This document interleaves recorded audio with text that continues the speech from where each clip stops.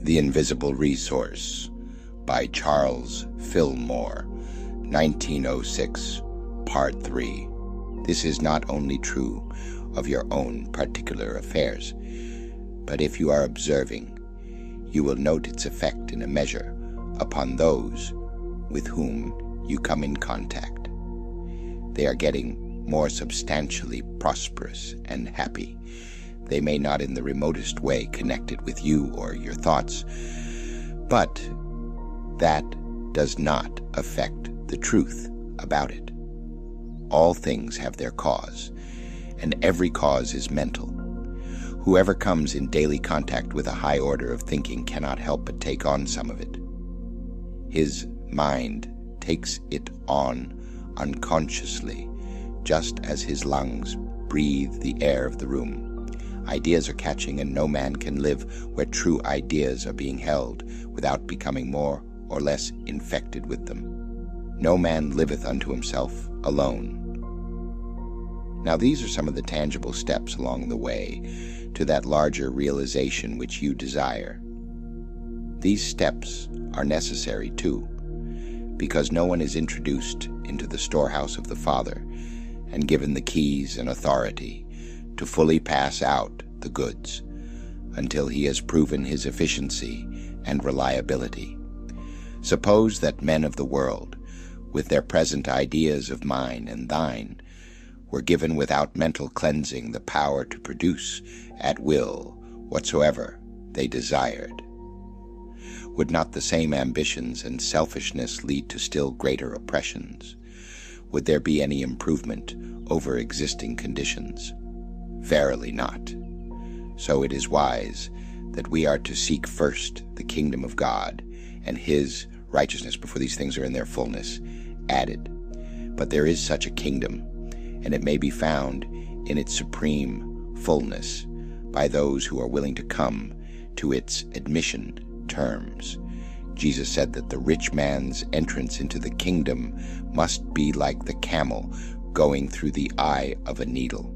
This comparison referred to the little gates in the wall about Jerusalem, so small that the camel had to be unloaded and then get down on its knees to squeeze through. This is an excellent illustration of the way in which everyone has to go into the kingdom. Something has to be unloaded. It is not necessarily money, because the poor man gets in no faster than the rich man, unless he also unloads. That unloading is of your ideas about money, about its use, and who it belongs to. Men's ideas about money are index to their ideas about all possessions. They believe that the things that come from the earth, the air, and the water are theirs to take control of and claim as individual property to be held in store, regardless how needy for those things other men may be.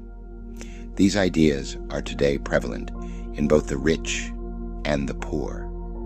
And if these two classes were to suddenly change places, it would not remedy the inequalities in possessions which these ideas produce.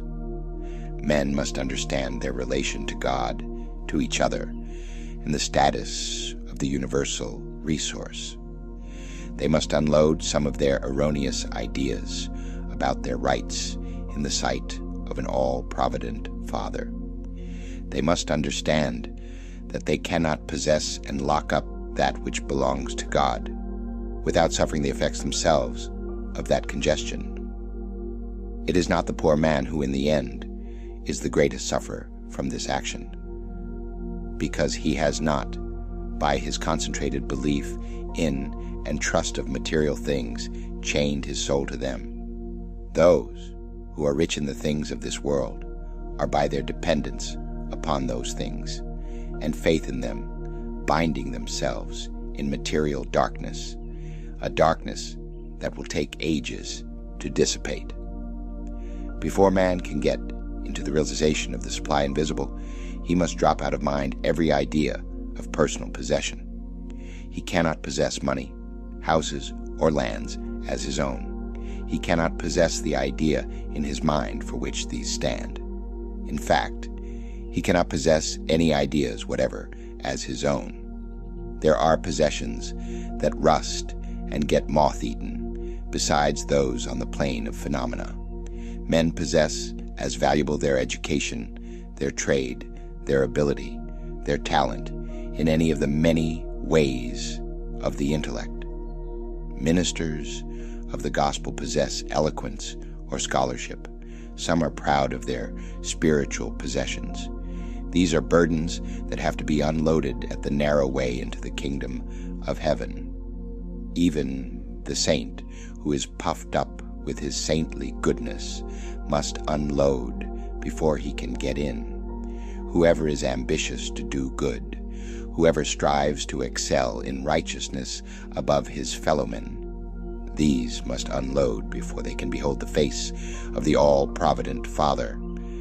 The realm of causes may be compared to steam in a glass boiler. It is perfectly invisible, and if the glass is without flaw, the eye might look right at it without seeing anything at all.